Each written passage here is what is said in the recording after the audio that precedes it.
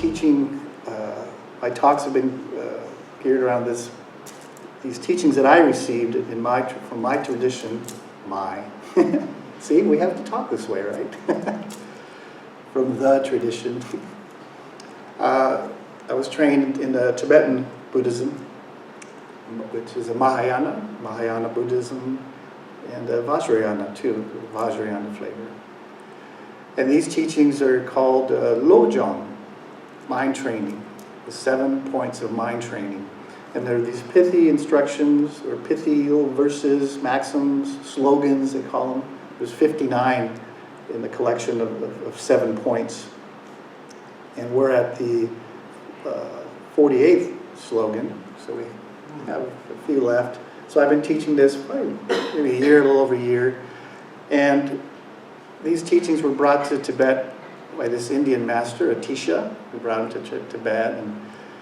And there's this, like I said, there's these little slogans that kind of make it easier for a practitioner to remember and to use in their everyday practice, rather than walking around with these giant sutras and reading them, which those are good too, but a lot of us sometimes don't have the luxury and the time to read those, and they need commentaries as well. You know? So these little slogans are easy for a practitioner to remember and to use. You know, there's like a, let me see if I can find it here. There's like a remedy for desire, let's see.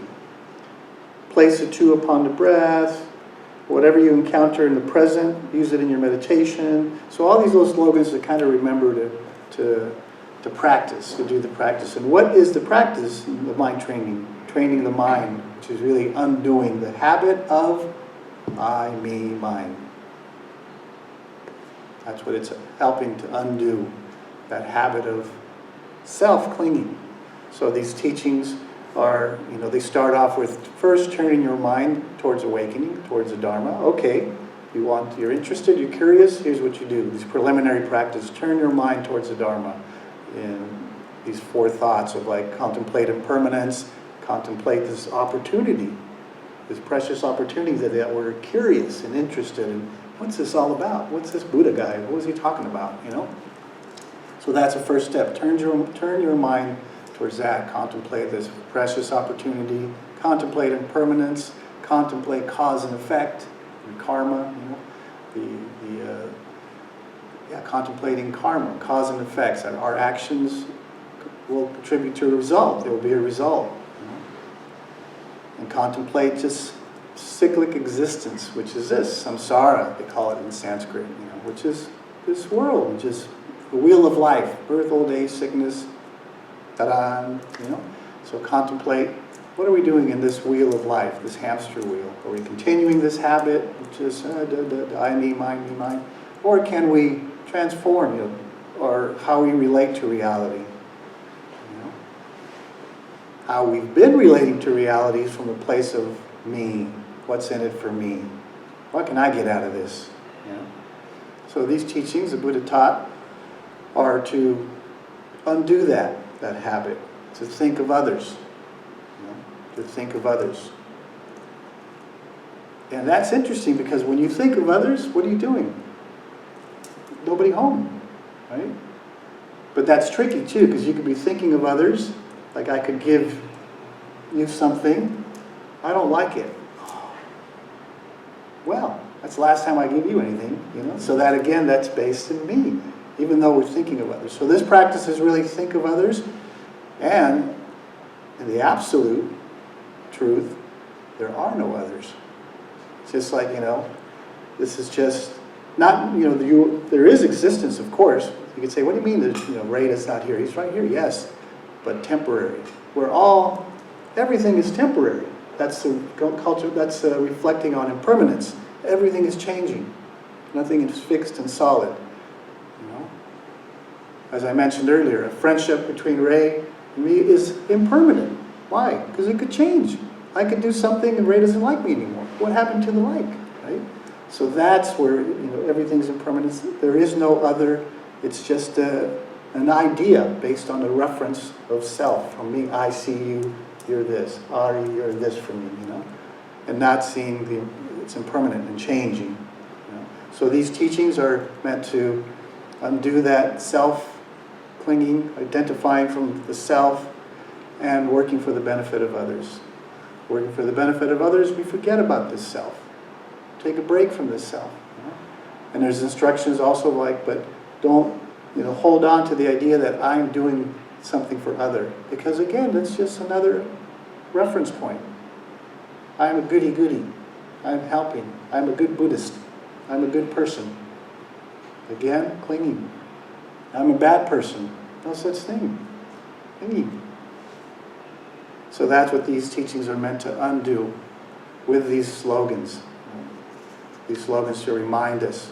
So in Tibet, it was a country of nomads, farmers, just working class folks, like all of us, right? So some people went into the monastery. Not everyone had that luxury, that convenience, but they wanted to practice the Dharma. They were curious. They were interested. They could see that it helped. So these little slogans were compiled and given to practitioners. Here, use these. These will remind you to work for the benefit of others and let go of self-clinging, and cultivate bodhicitta. Bodhi is awake, citta is heart, mind, so an open heart mind. Just cultivate compassion. You could say cultivate or generate just an open heart, just an open mind. There's only compassion, true compassion, when there's an open heart and open mind. Without that, compassion is based on I'm doing something. So it's not quite open, a little bit open, but it's got to open more. How? Forget about the self, nobody home. And that activity is just spontaneous and beneficial. So, we're at the 48th slogan here, and the 7th point. This is the 7th point now, the last point. And by this point here now, it's taken that one has gone through the 6 points, so they're committed, they're resolved to practice this and study this. Okay, by this time, okay, you're still here, good. Now, the 7th point is concerned with your commitments to mind training, your commitments to working with your mind and not forgetting, not putting it aside, no breaks, always, the mind is always open. Awareness is always there. Awareness isn't shut off. Awareness is always there, but we're closed. We close the store. So these are the commitments that one trains in at this point here, the 7th point, reminders. So this is the 48th slogan. And it says, train without bias in all areas. It is crucial always to do this pervasively and wholeheartedly, or train impartially. It's translated as that as well, without partiality. Train without bias. So when we say bias, right, we think, okay, think of everyone equality, right? Care for everyone equally. Everyone has their rights, all these things like that. Beneficial things, right? But this also speaks about train without bias, meaning to look at our mind. How by this time now, we're practicing these mind training slogans. How are we practicing? Without bias in all areas, meaning, do we take a break? It's like, I'm practicing on a Sunday afternoon in Long Beach meditation. I'm doing my spiritual thing today. Once the bell rings, clean up, bye, we're out the door. And now I can do what I want. We get out of here and we honk at somebody, cut somebody off, yell at them, flip them off. We're back to what we were always doing. Because we say, well, this is the world. This is Sunday at Long Beach meditation. This is holy. The world is unholy. Holy crap, it's crazy out there, So that's bias. We're separating spiritual time, worldly time, ordinary time, spiritual ordinary. The practitioner this instruction here, train without bias, to look at our mind. What are we doing? It's up to us. There's nobody falling around going, you know? There's no app. Maybe there should be a mind training app to kind of go, But it's up to us to do the work. If this is what we've committed to wake up, this is what the commitment is, to awaken, to see those little areas that need a little sharpening, cleaning up. Doesn't mean we're bad. Good and bad it depends. But it's up to us to see, if we're committed to train our mind, to train, or to untrain even, is habitually we've been functioning, then this is what we have to remember. This is a slogan. Okay, are you doing this without bias? Right? And this bias could be anything, you know. It's up to us to look at it. I had an experience this week where I was looking at, I don't want to get too much into politics, but just looking at the situation in politics right now, and seeing like, oh wow, there's perhaps the opportunity for the first woman president. Wow, this is interesting. A person of color, a woman. Wow. And I was like, this is exciting. A few months ago, there was another woman running for president. I didn't have that much interest. Bias, right? My side, that side. So I was looking at that this week. That's interesting. You know? So this is our practice, to see that, to look. Doesn't mean to go like, oh, I messed up. No, it's just like, oh, interesting. And then to open up and let go. Yes, we still have our biases perhaps, right? But how strongly are we holding on? How strongly can we let go for a second? And open. Right? And see, now how do we move forward? That was interesting. That was me. That was my work. I saw that. Why? Because I'm training all the time. Not just on the cushion. Not just 20 minutes in the morning, 20 minutes in the afternoon, on a Sunday afternoon, Long Beach meditation. I've been doing this for 20 years. So for me, there's that commitment, that resolve. And I still see my biases, strong biases. So that's, for me, I'm thankful. What saw that? Awareness. Not the mindfulness, not staying on the breath, scanning the body. No, in the world, seeing awareness, seeing how my mind is working. I was reading this at the break. There's one of the announcements, and says there's a volunteer sign up on our website. So if you guys want to sign up to be a volunteer for different classes or workshops, it says it's simple. Click once and choose when to support a class and the teacher you enjoy. Bias.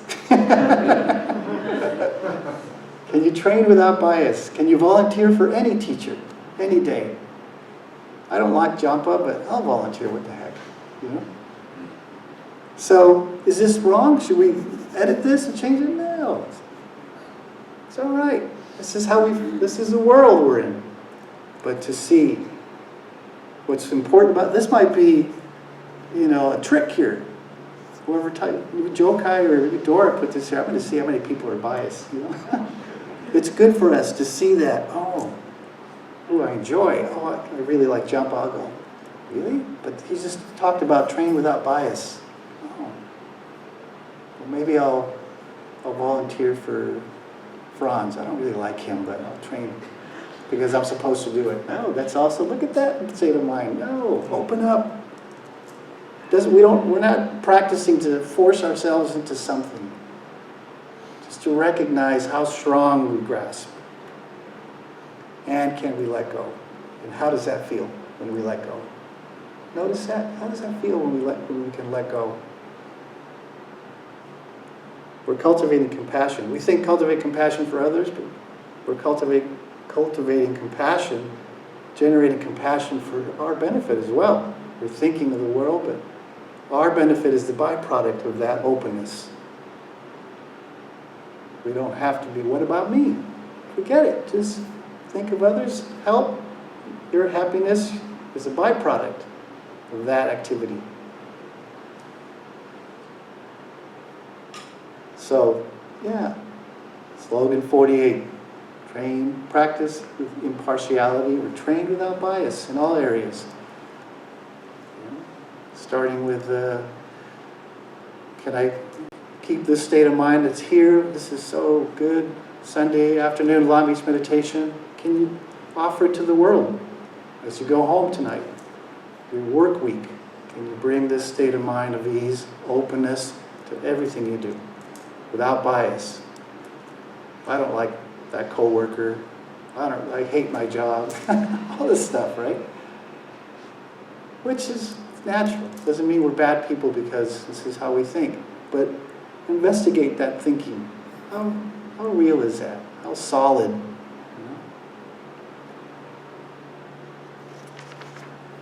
And then the next slogan is, always meditate on whatever provokes resentment. Yeah. It says here, a great trap of spiritual practice is the avoidance of negativity and the temptation to pretend to be good. It's easy to practice patience, kindness, compassion with people we like, right? Or situations that we're enjoying. Or when we're on retreat for a week, everybody's on their best behavior, right? They're not phony. We're just, the conditions, the environment brings that out for us. So we want to be helpful. We want to open a door for someone, wash somebody's dish, serve someone. But in the world, at work, do we still have that state of mind? Or we're like, not them, they're from the other side. They're not from my side. We resent, right? On Friday, a friend of mine who comes to our Friday afternoon meditation sessions, Brandy, she's an attorney. And we were talking about generating compassion, cultivating compassion. And she was telling me that she's bringing that to her law firm, because she's noticed that a lot of attorneys are, she says, kind of mean, working with people and just like.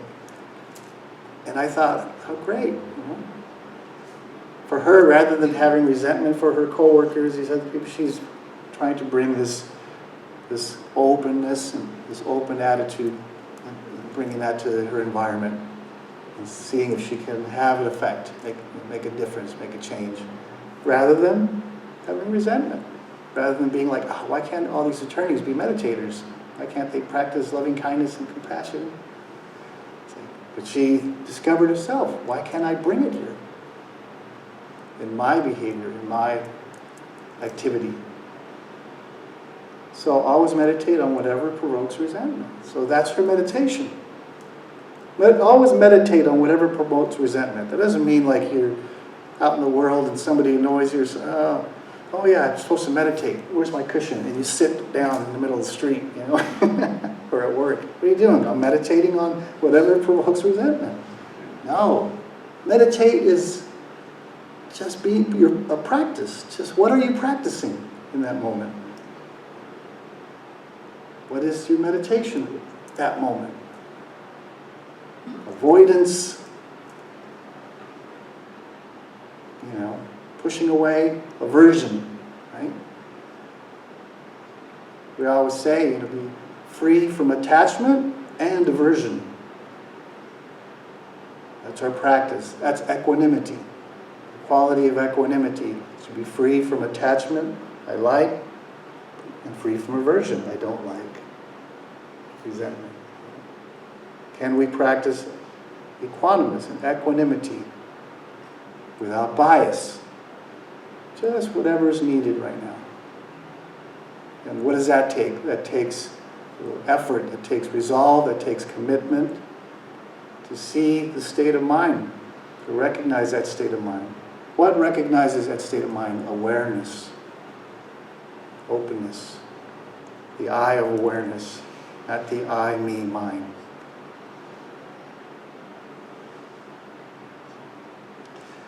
This is one of the practices that we can do with this slogan is, as an object of contemplation, choose one thing that provokes your resentment and notice the cascade of sensations it triggers.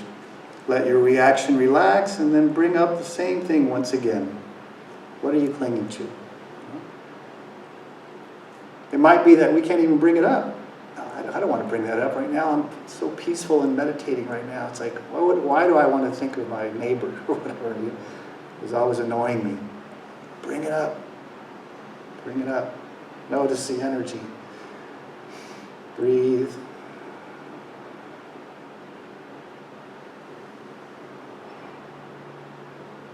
And then bring it up again. That noisy neighbor, whatever. Notice the energy. Breathe. Practice with that.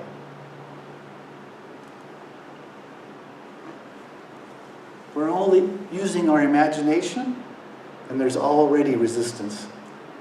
Nothing's happening, but we see the resistance in the state of mind. It's a habit. We might say, what is that? Habit. Nobody's doing anything to us. It's a habit. It's just a habit. And by that, bringing it up, breathing out, relaxing, letting go, we're untraining that habit of, this person really annoys me. So always meditate on whatever provokes resentment. Practice on whatever provokes resentment. Don't stop practicing. Don't say, this isn't a time for practice. This is a time for practice. This is spiritual. This is not spiritual. This person is really a jerk. Notice that state of mind. And don't be hard on yourself. I did it again. So what? Let go again. And then the last one is don't be swayed by external circumstances. Again, this is our commitment. Don't be swayed by external circumstances. The change of weather, whatever. External circumstances. I'm waiting for Ray. Ray never shows up. External circumstance. Oh well. Text. Are you okay, Ray? Yeah, I'm fine. I just forgot. Oh, okay. Next time, buddy. No problem, right? We're like, oh, how dare he? Can't believe he left me here. Ray's always doing that to me.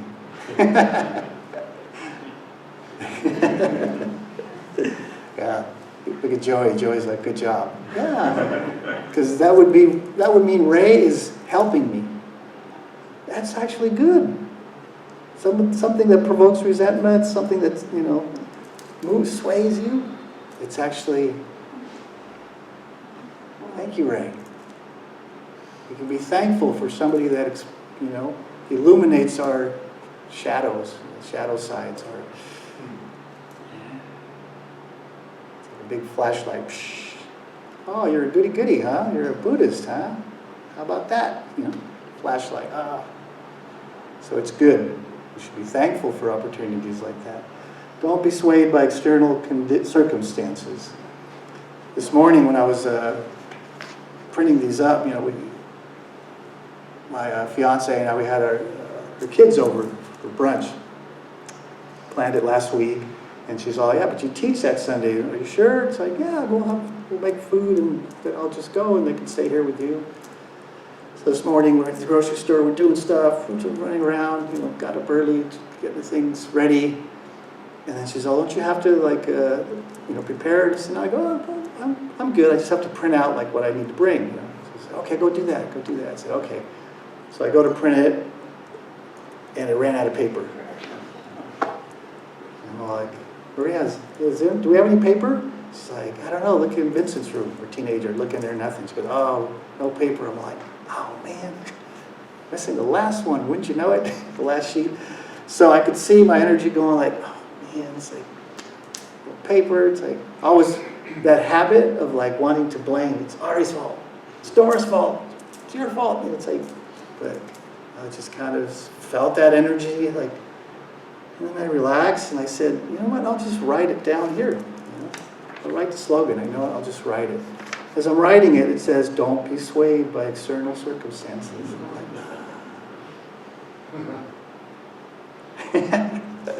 See? We think we're doing the practice is actually doing us. The Dharma is doing us. So, recognize that energy, didn't push it away, didn't grasp, just relax. Oh yeah, I'll just write it down. Oh yeah, don't be swayed by external circumstances. Don't be swayed when the paper runs out. There's no paper. Don't blame anybody. Don't react, respond. I'll write it down. I wrote it down, even wrote some more in the back. So yeah, don't be swayed by external circumstances, which will all, there's always going to be something that kind of changes, right? It's like, oh, everything was so great. Go to the beach, everything's great. All of a sudden it starts raining.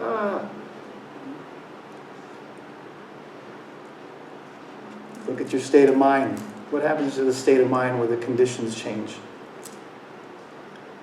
Are we dependent on the conditions, or are we free of conditions as much as we can be? Sometimes, conditions are going to. I'm conditioned.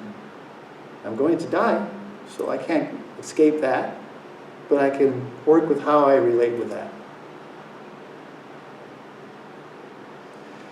And the instruction here, or the tip says,